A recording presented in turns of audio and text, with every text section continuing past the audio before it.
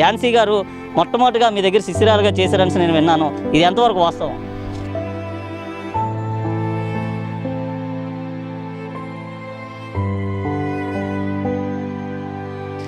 చెప్పుకోవడానికి చెప్పకపోవడానికి కారణం అనేది తనకే తెలియాలి. అటువంటి చైతన్యం ఒక్కసారిగా ఒక వీడియోని రిలీజ్ చేయటం, ఆయన ఆత్మహత్య చేసుకోవటం, ఎందుకు కారణాలు ఏమైనా?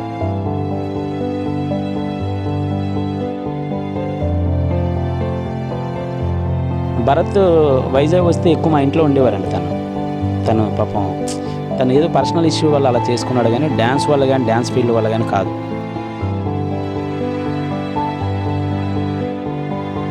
మేము కోవిడ్ టైంలో గంజి తాగి బ్రతికాము, మంచినీళ్ళు తాగి బ్రతికాము. ఇటీవల కాలంలో డ్యాన్సర్స్ పరిస్థితి దయనీయ పరిస్థితిగా మారింది. ఎందుకంటే ఉన్న ఈవెంట్స్ను ఒప్పుకోవటం, వర్షాల కారణంగా ఈ రద్దు అయితే మన పాటు ఉన్నటువంటి వారందరికీ కూడా మన దగ్గర ఉన్నటువంటి అమౌంట్ని వెచ్చించటం, అలాగే మనం కష్టాల్లోకి వెళ్ళి చాలామంది కూడా డిప్రెషన్స్కి లోనవుతున్న పరిస్థితి. అయితే ఆ డిప్రెషన్స్ నుంచి ప్రతి ఒక్కరూ పైకి రావాలంటే మనం ఇన్స్పైర్గా తీసుకోవాల్సింది విశాఖ థ్రిల్లర్స్కి సంబంధించినటువంటి వెంకట్ గారు. ఆయన గాజువాక నుంచి ప్రస్థానం ప్రారంభించినటువంటి ఆయన ఇప్పటికీ తిరగలేనటువంటి వ్యక్తిగా ముందుకు వెళ్తున్నారు. అయితే మీ అందరికీ తెలియనటువంటి ఒక అతి గొప్ప విషయాన్ని అయితే నేను ఇప్పుడు చెప్పదలుచుకున్నాను. దాన్ని వెంకట్ గారికి నా దృష్టికి అయితే వచ్చింది, వెంకట్ గారిని కూడా అడగదలుచుకున్నాను. మనం ఇప్పటివరకు చూసినటువంటి పల్సర్ బైక్కి సంబంధించినటువంటి డాన్సర్ ఎవరైతే ఉన్నారో ఝాన్సీ, కండక్టర్ ఝాన్సీ మొట్టమొదటిసారిగా ఈ వెంకట్ గారి దగ్గర శిష్యురాలుగా చేసింది. సార్ చెప్పండి, అసలు ఝాన్సీ గారు మొట్టమొదటిగా మీ దగ్గర శిష్యురాలుగా చేశారని నేను విన్నాను. ఇది ఎంతవరకు వాస్తవం? 2003 అరౌండ్ ఆ టైంలో నేను బీచ్లో ఆర్పి పట్నం మ్యూజికల్ నైట్ అని అయిందండి. అప్పుడు నేను జెమినీ టీవీలో కొరియోగ్రాఫర్ని. అక్కడ ముందు రోజు రిహార్సల్స్ కానీ వెళ్ళినప్పుడు శివగారని, హిందూ ఫెస్టివల్ శివగారని ఒక ఆయన ఉన్నారు గోపాలపట్నంలో, ఆయన పరిచయం చేశారు ఈ ఝాన్సీని.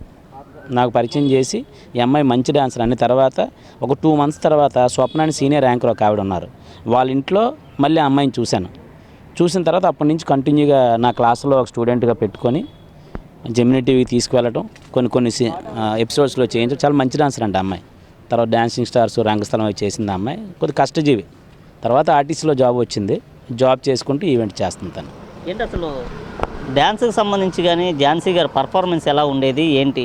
మళ్ళీ మీ దగ్గర నుంచి విడిచిపెట్టి మరో క్లాస్కి వెళ్ళడానికి గల కారణం ఏంటి? నేను సినిమా ఇండస్ట్రీలో అంటే నా కెరీర్ అనేది ఒక డాన్సర్గా, డాన్స్ మాస్టర్గా మిగిలిపోకూడదు, కొద్దిగా ప్రమోట్ అయ్యి ఒక 10 మందికి ఇన్స్పిరేషన్గా ఉందామనే ఆలోచనతో నేను సినిమా డైరెక్టర్ అవుదామని అటువైపు వెళ్ళాను. ఆ టైంలో రమేష్, ఝాన్సీ వీళ్ళందరూ కలిపి సపరేట్గా టీం పెట్టుకొని కష్టపడి ఈరోజు స్టేజ్కి వచ్చారు. మీకేమన్నా అంటే మీ వద్ద చేరినటువంటి మీ శిష్యులు ఒక ఉన్నత శిఖరాలకు వెళ్ళడం అనేది చాలా గర్వించదగ్గ విషయం. ఈరోజు కూడా వెంకట గారి దగ్గర నేను శిష్యురాలుగా చేశాను అని ఎక్కడ కూడా ఝాన్సీ చెప్పినట్టుగా కనిపించట్లేదు. దీనికి ప్రధాన కారణం ఏమి? చెప్పారండి, ఆల్రెడీ ఒక ఇంటర్వ్యూలో చెప్పారు. తను తర్వాత నుంచి ఇంకా చెప్పడం మానేశారు. ఇప్పుడు ప్రజెంట్ రమేష్ మాస్టర్ గారి శిష్యురాలుగా ఆవిడ అంత స్టేజ్కి వచ్చినప్పుడు పేరు రావాల్సింది రమేష్ మాస్టర్ గారికి. నేను రిటైర్డ్ డాన్స్ మాస్టర్ లెక్క అమ్మాయి దృష్టిలో, కాబట్టి చెప్పకపోయినా ప్రాబ్లం ఏం లేదు. మన గురించి చెప్పినా చెప్పకపోయినా మన దగ్గర 10 రోజులు వర్క్ చేసినా సరే వాళ్ళు మంచి స్టేజ్ ఉంటే మనకు సంతోషమే కదండి. అంటే ఒక సక్సెస్ మంత్రం అనేది మొట్టమొదటిసారిగా పునాది నుంచే ప్రారంభం అవ్వాలి. ఆ పునాదే మీరే అని అంటారు. నేను దీనికి మీరేమంటారు? 100% నేనేనండి. మరి ఆ పునాది అని చెప్పుకోవడానికి ఎందుకు వాళ్ళకి నామోసిగా ఉంటారు? అది అంటే మరి వాళ్ళని అడగాలి. నామోసి అనుకోకూడదు, చెప్తున్నాను కదా. నా దగ్గర సుమారు 9 నుంచి 10 సంవత్సరాలు వర్క్ చేశారు. మంచి డాన్సర్గా చేయడమే కాకుండా మా విశాఖతలకు చాలా సపోర్ట్గా నిలబడ్డారు అమ్మాయి. చెప్పుకోవడానికి చెప్పకపోవడానికి కారణం అనేది తనకే తెలియాలి. ఆల్రెడీ ఒక ప్రెస్ మీట్లో చూశాను నేను విశాఖతల వెంకట గారి దగ్గర కూడా వర్క్ చేశానని చెప్పడం, మరి అది పెద్ద విషయం అనుకోవట్లేదు నేను. ఏంటి సార్ అసలు డాన్సర్స్కి సంబంధించి చాలా ఇబ్బందులు ఉంటాయి, కష్టాలు ఉంటాయి, బాధలు ఉంటాయి. దీన్ని అధిగమించాలంటే డాన్సర్స్కి సంబంధించిన ఒక చక్కని మంత్రాన్ని మీరు చెప్పగలరు? మంత్రమే లేదండి, స్వయం కృపారాధం అంటారు కదా. ఎవరు చేసుకునేది వాళ్ళు అనుభవించాలి అంతే. డాన్సర్స్ ఎవరు కష్టాల్లో ఉండరండి. ఈ విశాఖపట్నం వరకు, అటు నెల్లూరు ఇటు విశాఖపట్నం వరకు కళామతలు అంటే కల్పవృక్షం లాంటిది. మంచి డబ్బులు వస్తాయి, అంటే కోట్లు వచ్చేవి, కానీ బ్రతకడానికి బ్రహ్మాండంగా సొసైటీలో గౌరవం దక్కుతుంది, బ్రతకడానికి డబ్బులు వస్తాయి. వాటిని వేరే కార్యక్రమాలు డైవర్ట్ చేసి ఎక్స్ట్రాలకు పోతే ఇబ్బందులు పడతారు తప్ప, ఆ వచ్చిన దాన్ని జాగ్రత్తగా మెయింటైన్ చేయగలిగితే ఒక గవర్నమెంట్ ఎంప్లాయీలో బతకొచ్చు డాన్సర్స్ అందరూ. డ్యాన్స్ మాస్టర్లు అందరూ. ఈ బ్యాక్గ్రౌండ్ డ్యాన్సర్స్ అంటారా, వాళ్ళకు కొద్దిగా తక్కువ పేమెంట్లు వస్తాయి, వాళ్ళు ఇది చేసుకుంటూ ఎక్కడైనా పార్ట్ టైం జాబ్ చేసుకుంటే మంచిదని నా ఆలోచన. అంటే ఈవెంట్స్ ద్వారా అయితే కొంతవరకు కూడా మనకి సత్ఫలితాలు వస్తాయి. ఈ డీ షోలు కానీ ఈ డ్యాన్స్ షోలకు సంబంధించి కానీ అక్కడ ఇచ్చే పారితోషికం చాలా తక్కువ, రెమ్యునేషన్ తక్కువ కారణంగానే చాలా వరకు ఇబ్బందులు పడతాము. అక్కడ రూమ్ రెంట్స్ పే చేయటంలో కానీ మన ఫుడ్ అలౌన్స్ పే చేయటంలో కానీ ఈ రెండింటిలో కూడా ఇబ్బందులు ఎదుర్కొంటామంటూ కూడా డ్యాన్సర్ చెప్తున్న పరిస్థితి. ఇది వాస్తవానికి నిజమంటారా? తక్కువ అంటే వాళ్ళు ఒక షో చేయడానికి వాళ్ళకు ఒక ప్యాకేజ్, ఒక బడ్జెట్, ఆ సెక్షన్ మొత్తాన్ని కెమెరాస్కి కానీ సెట్ వర్క్కి కానీ ఇలా ప్రాక్టీస్ కానీ ఒక ప్యాకేజ్ ఉంటుంది. ఆ ప్యాకేజ్ దాటి ఖర్చు పెడితే ప్రొడ్యూసర్ రోడ్డుని పడిపోతారని చెప్పి వాళ్ళు కొంత బడ్జెట్ చేస్తారు.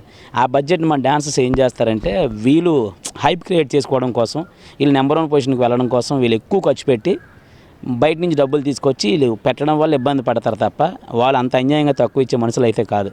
కష్టాన్ని గుర్తించి అంతవరకు ఇవ్వగలుగుతారు, ఎంతవరకు అయితే అంతవరకు. ఇలా బార్డర్ దాటి ముందుకు వెళ్తారు, అందువల్ల ఖర్చులు ఎక్కువ అవుతాయి. ఇప్పటి వరకు 2 వ్యక్తులు మాత్రమే బయటపడినటువంటి పరిస్థితి, బాధలతో ఆత్మహత్య చేసుకున్నట్లు. ఇంకా చాలామంది చేసుకున్నది బయటకు రాని పరిస్థితి. గతంలో చూసుకుంటే ఆటా ప్రోగ్రాంలో కండక్ట్ చేసినటువంటి భరత్ కానీ, లేటెస్ట్గా 2-3 రోజుల క్రితం జరిగినటువంటి చైతన్య గారు కానీ, వీరితో మీ రిలేషన్షిప్ ఎలా ఉండేది సార్? భరత్ వైజాగ్ వస్తే ఎక్కువ మా ఇంట్లో ఉండేవారండి. తను పాపం తను ఏదో పర్సనల్ ఇష్యూ వల్ల అలా చేసుకున్నాడు కానీ డ్యాన్స్ వల్ల కానీ డ్యాన్స్ ఫీల్డ్ వల్ల కానీ కాదు.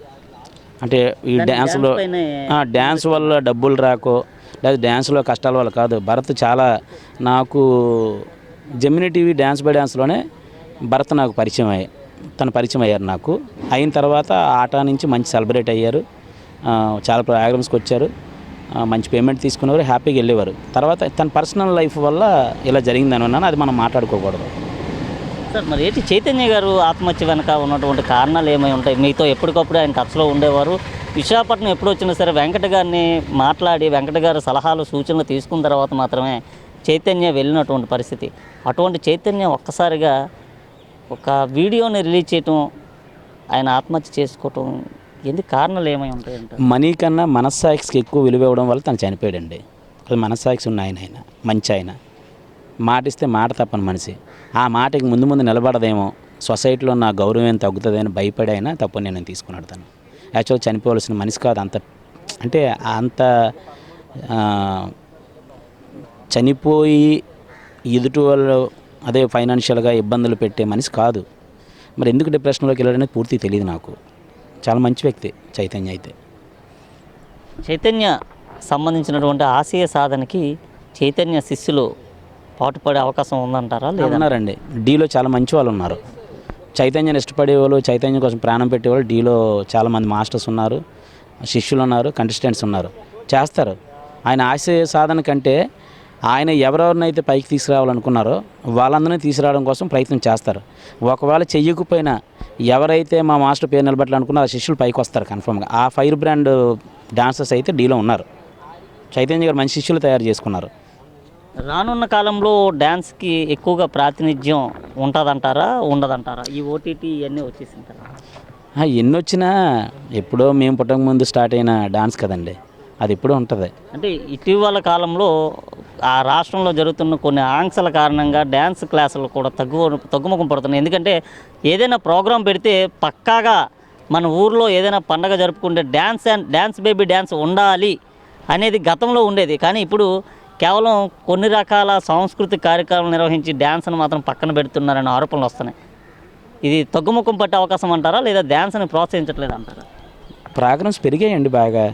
సిటీ లిమిట్స్లో ఈ ట్రాఫిక్, ఈ చిన్న న్యూసెన్స్ దృష్ట్యా కొద్ది సిటీలో తగ్గొచ్చేమో, కానీ మనం బయటికి వెళ్తే రూరల్ వరకు వెళ్తే ఒక గ్రామంలో ఒకే రోజు 10 స్టేజ్లు వేస్తున్న రోజులు వచ్చాయి. మంచి రోజులు వచ్చాయి మాకు, బాగున్నాయి, ప్రోగ్రామ్స్ ఎక్కువ ఉన్నాయి.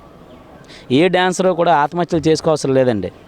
100% ఆ డ్యాన్స్ని నమ్ముకొని ఒక యజ్ఞంలా చేయగలిగితే బ్రహ్మాండంగా ఉంటాం. మాకేమండి ఆ దేవుడి దయ వల్ల కోవిడ్ టైంలో కూడా మేము కష్టంలో ఉన్నామంటే చాలామంది ఆదుకున్నారు మమ్మల్ని. అంటే మేము కష్టంలో ఉన్నామని కాదు, మా వెనకాల ఉన్న డాన్సర్స్ కోసం అడిగితే సుమారుగా 9.5 లక్షల వరకు మాకు ఫండ్స్ వచ్చాయి. అలాగే మీ అసోసియేషన్ కూడా చాలా మంది, మా అసోసియేషన్ తరఫున నేను అధ్యక్షుడిగా ఉన్నాను. అప్పుడు మీరు కూడా చాలా మంది కోవిడ్ సిబ్బంది అంటే ఎవరైతే ఉన్నారో కోవిడ్కి సంబంధించిన కంట్రోల్ రూమ్స్లో వాళ్ళందరూ కూడా మీరు కూడా సేవా కార్యక్రమాలు చేశారు. మాకంటే మేము మాస్టర్స్గా కాస్త ఈ అమౌంట్ కొద్దిగా మిగులుతుంది కాబట్టి మేము సేఫ్ జోన్లో ఉన్నాం. మరి మనకెలా ఉన్న బ్యాక్గ్రౌండ్ పరిస్థితి ఏంటని చెప్పి 2000 మంది దృష్టిలో పెట్టుకొని కొందరిని ఆశ్రయిస్తే చాలామంది హెల్ప్ చేశారు, మాకు హెల్ప్ చేశారు. 1 మంత్ పాటు అందరూ ఇంట్లో ఉండి తినేలా చేసాం మేము. ఈ డ్యాన్స్ వల్ల అయితే మేము నష్టపోయింది ఏం లేదండి. చాలామంది తెలియక సంపాదించుకొని ఇక సంపాదించాలని చెప్పి కొన్ని మాటలు మాట్లాడుతారా, మేము కోవిడ్ టైంలో గంజి తాగి బ్రతికాము, మంచినీళ్ళు తాగి బ్రతికాము, అవన్నీ అంటే వినడానికి కూడా నాకు నచ్చలేదండి.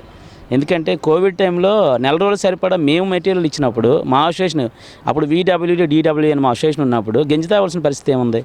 ఇవన్నీ సొసైటీలో పబ్లిక్ దగ్గర మార్కుల కోసం వాళ్ళ దగ్గర సింపతి ట్రై చేయడం తప్ప మనం తిరుగుతున్న వాతావరణం, మనం సొసైటీలో ఎలా తిరుగుతుందో మన చుట్టుపక్కల వాళ్ళు తెలుస్తుంది, వాళ్ళు నవ్వుకుంటారు ఇలాంటివి వింటే. అవి నేను చెప్పను.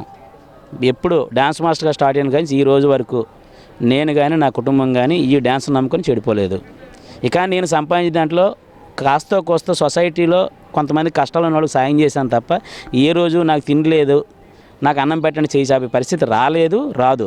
ఎందుకంటే నేను ఎంచుకున్న రంగం అలాంటిది. ఇక సినిమా రంగం అన్నారా కొద్ది పెద్ద రంగం కాబట్టి మనకి ఎటువంటి గాడ్ ఫాదర్స్ లేరు కాబట్టి ఈ ప్రజల అభిమానంతోనే ముందుకెళ్ళాలి. అందులో ఒడిదుడుకులు ఉంటాయి. మనం అనుకున్న గోల్ పెద్దదైనప్పుడు మనం ఎక్కువ కష్టపడాలి. మనం రోజు ప్రోగ్రామ్స్ ఒక నెలలో 5-6 ప్రోగ్రామ్స్ వస్తున్నాయి, డబ్బులు వస్తున్నాయి, ధీమా చేస్తున్నాం, అందువల్ల మనం అనుకున్న గోల్ రీచ్ అవ్వలేదు.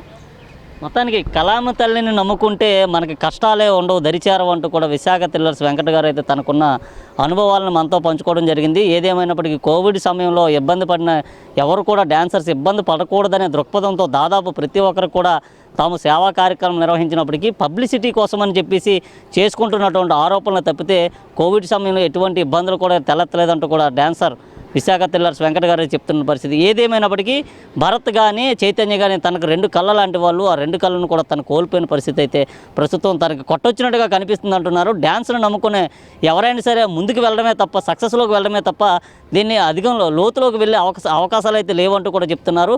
గతంతో పోల్చుకుంటే ఇప్పుడు మరిన్ని స్టేజీలు పెరిగి మరింతమంది ప్రేక్షకులు మమ్మల్ని ఉత్సాహపరచండి అంటూ కూడా కోరుతున్నటువంటి పరిస్థితి ఉందంటూ కూడా విశాఖ థ్రిల్లర్స్ వెంకట అయితే చెప్తున్న పరిస్థితి. బై వీడియో జర్నలిస్ట్ భరత్తో చందు, భారత లోకల్ న్యూస్, గాజువాక.